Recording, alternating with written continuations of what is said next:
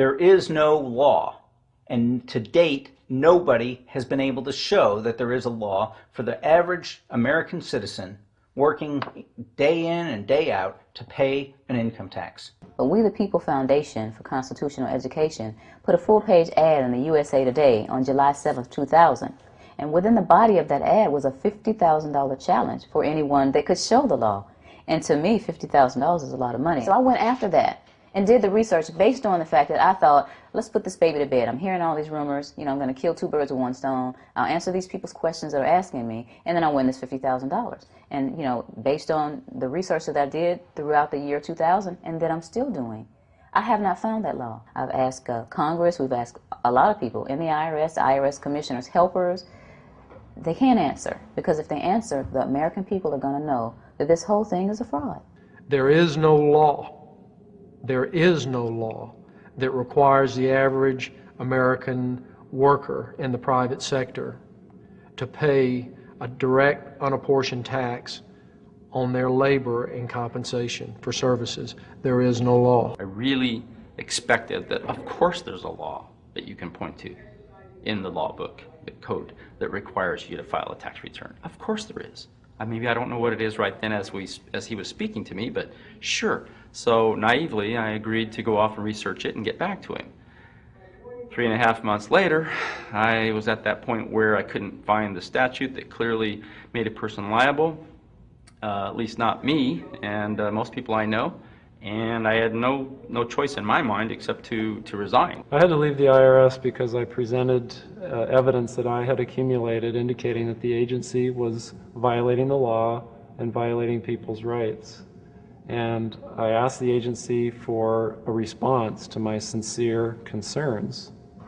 And the answer I got was that they would not respond to my concerns and that they would provide me with the paperwork necessary to tender my resignation. You can look through the statutes and look for the law that requires you to pay. And when you do that, you can't identify a law that requires the average person in America who earns a wage and works in private business to pay an income tax. American citizens, along with the foundation, have been asking the IRS to specifically provide them with the underlying legal foundation upon which they administer and enforce the personal income tax laws in our country. At the national level, when people would attempt to contact somebody of a much higher authority, say the commissioner, same kind of thing.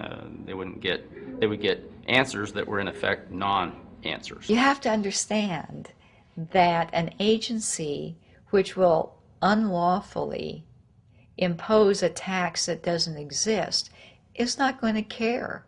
If we the people don't know what our rights are, they're not going to tell us. If Americans just learned that the IRS was actually knowingly deceiving them, that would be enough for them to rise up and put a stop to it. 100% of what is collected is absorbed solely by interest on the federal debt.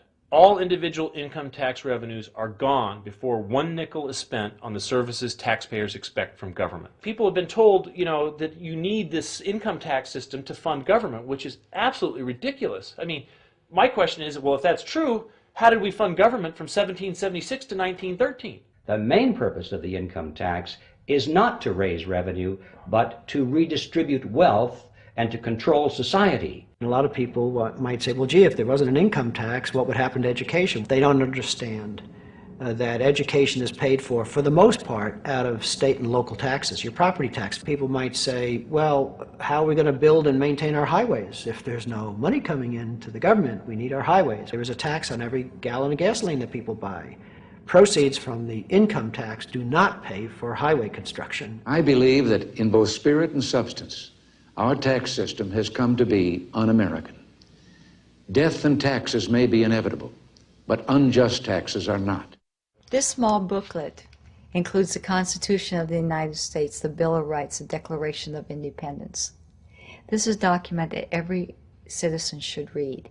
It's a document which freed an entire nation.